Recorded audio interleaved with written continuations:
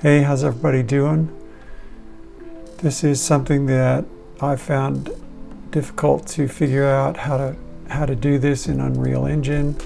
So what I'm trying to do is create a trigger box and have it trigger this gate to close. But I want to do it in C++ instead of in a blueprint. So let's just say that the person's running along, and about here I want to trigger a trigger box that shuts this gate, and maybe it shuts just before they get there or just after they get through it. That doesn't really matter. But so how do you do that in C++? So that's what I want to explore. So the first thing what I'm going to do is go up here to Tools, New C++ Class. Then we're going to go here to All Classes and search for Trigger Box.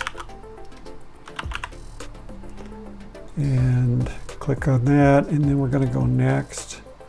And I'm going to call it Gate Trigger Box and create class.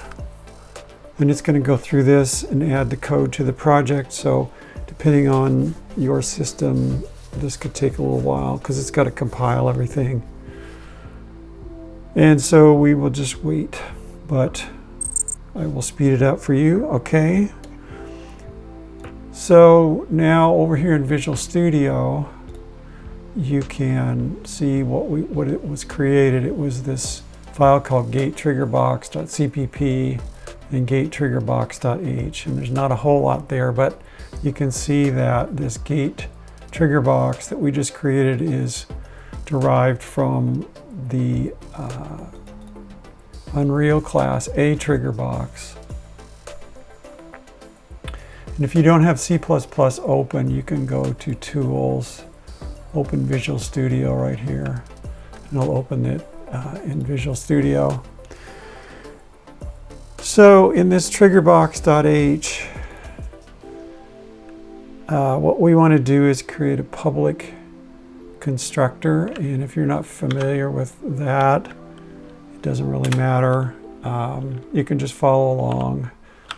So we're going to create a public section and call it gate trigger box. And then what we want to do is add this code down below it, and we're going to create a U function, and this is the signature that it needs, so we're going to call it void play animation, and we want to, the parameters are going to be a actor star, and you can call it whatever you want, but I think the documentation calls it overlapped actor. And then a second one, a actor star. We call that other actor, semicolon. Okay, now let's go over to the CPP file, and you can see there's nothing here. So what we're going to do is create a constructor implementation for this.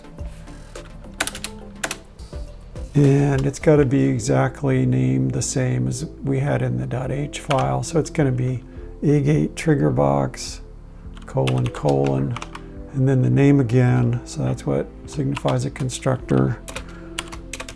Squiggly brackets. And then we're going to call, I'm just going to paste it in so you don't have to watch me type it, but it's a function called onActorBeginOverlap add dynamic. And then we're going to pass a reference to this, and then the address of a function that we haven't written yet. So you can see that it's showing us a little error here. It should be agate trigger box.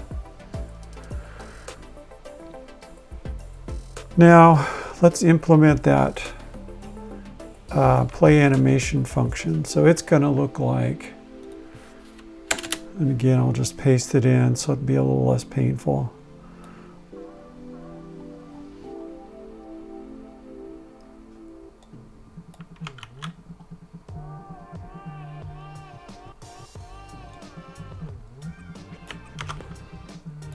So that's the signature of it. It's a gate trigger box.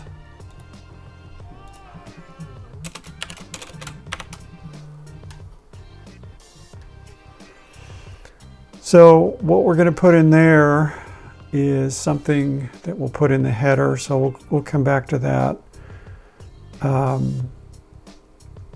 So this reference here in this onActorBegin overlap is this function here. So let's go back to the header file for a second, and we're going to add a U property. We'll call it edit anywhere. And this is going to be an A level sequence actor star. We'll call it gate anim for gate animation.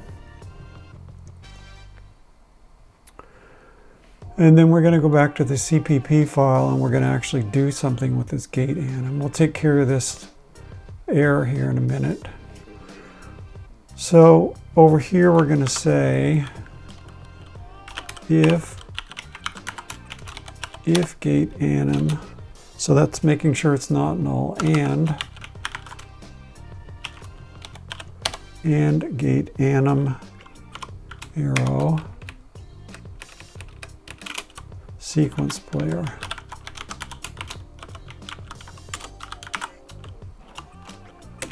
If those are not null, and that's implied, so you don't have to say that. And we're going to do something. So what are we going to do? Gate anim arrow sequence player arrow play. So what we're going to do here is play a sequence, and that's not been defined yet, so we're going to do that in a little bit. So now we got to deal with this error. So this was kind of the clunky or hard part to me. So somehow there's two files that you have to find, and I don't know why they don't just handle this. And I've seen some other tutorials where it was a little simpler, but this is the only way that I could make it work.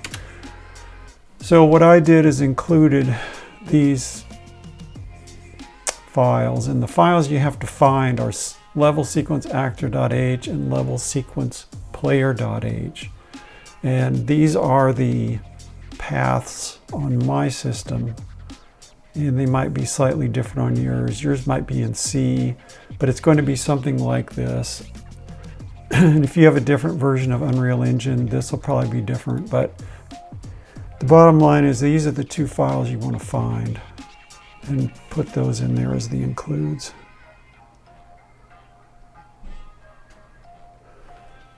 All right, so the other gotcha is over here in this file. So my project is called Logo Bumper 1, but there's this file called logobumper1.build.cs. So yours will be whatever your project is, .build.cs. And in here, this is the build rules. And what you want to make sure, because these are not typically in here, is that these last two are in here. So I've already put them in here, but you want to make sure that level sequence and movie scene are in your in this little array here of dependency modules. Otherwise, it's not going to compile, and that's always sad when that happens. So I think we've got everything we need here. So let's try to build it and see what happens. See if it'll build.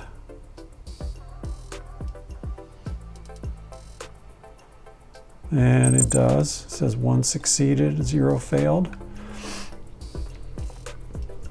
So now what we're going to do is go over to our Unreal project, and we're going to implement what we just coded.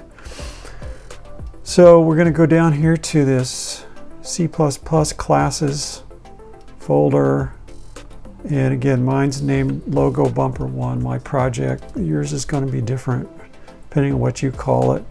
So what we want to do is find this trigger box that we just created. So we created this gate trigger box, and basically what we're going to do is just take it and drag it up here into the scene and move it up a little.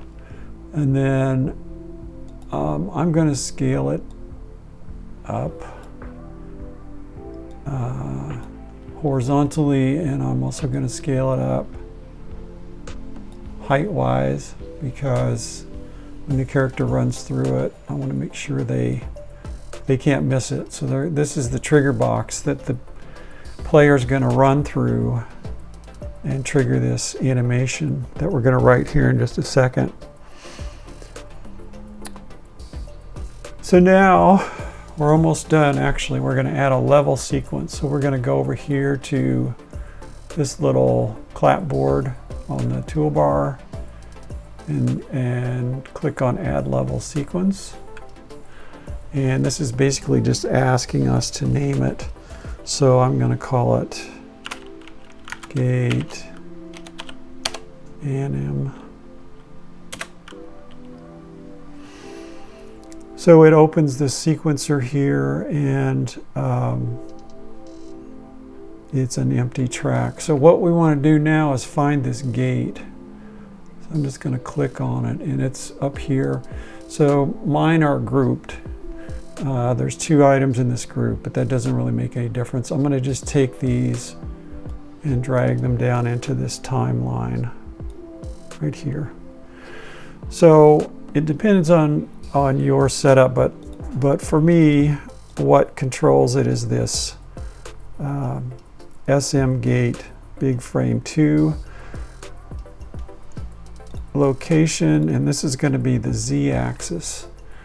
So let's just play with this for a second here. So the timeline's at 0, and I'm going to just move this.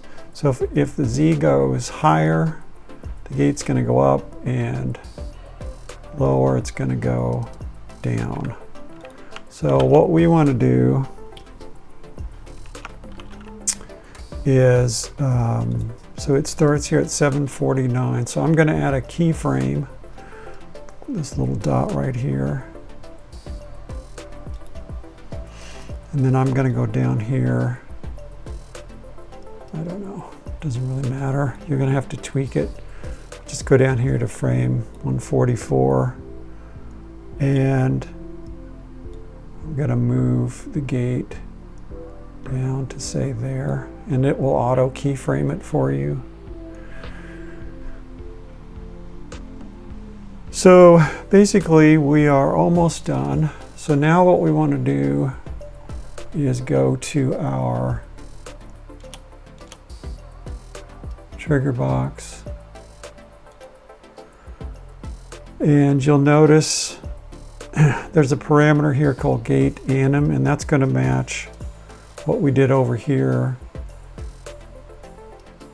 in the Gate Trigger Box.h, this A level sequence actor star.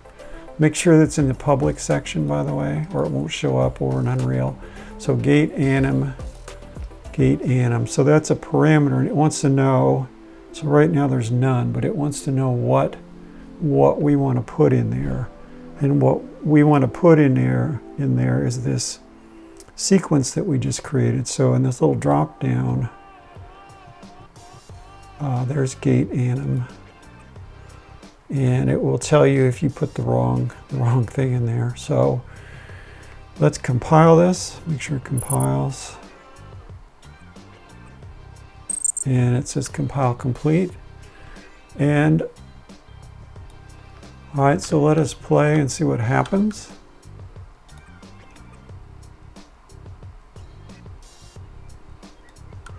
So here we come. And oh, there goes the gate. Oh no, it's going to trap us.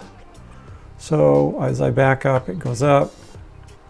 Triggered, it's going to go down again. So anyway, that's basically how to make that work. If you don't want the gate to go back up right away, you can go down. You can click on your animation and go down here to pause at end right here. And now when you play and trigger it, it's going to trap you and it will not go back up. Anyway, that's basically how it works. Hope that helps.